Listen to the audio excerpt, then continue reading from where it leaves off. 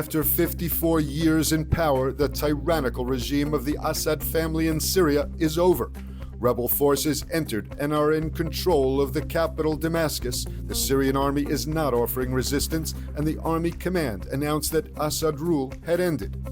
President Bashar al-Assad's 24-year rule ended abruptly as the week-long rebel offensive reached the Syrian capital and resistance melted away.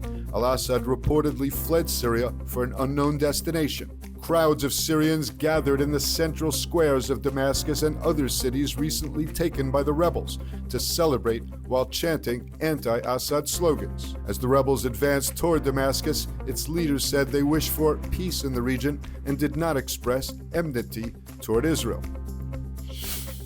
In the hours leading to the end of the al-Assad regime in Syria, the Israeli Air Force struck a chemical weapons factory to prevent it being seized by the rebels.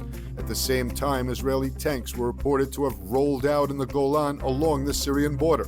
The army said that it's closely monitoring developments to ensure that local elements are not moving in Israel's direction. The IDF said it's deployed and ready for any scenario. Prime Minister Netanyahu and military leaders had been holding regular assessments as the rebels advanced toward the frontier in the Golan Heights. Rebel forces not known to be hostile toward Israel are claiming to be in control of Quneitra, just across from the Israeli Golan. Hamas published a 3-minute-long propaganda video of hostage Matan Zagaukar, in which the Israeli captive says time is running out. It was a first sign of life of the 25-year-old captive since he was abducted from his home in Kibbutz Nir Oz last October 7th. The video makes reference to events that make it clear that it was made in recent days. Prime Minister Netanyahu called Zagaukar's mother after the tape's release and reportedly told her that Israel was pressing toward an agreement to free the hostages.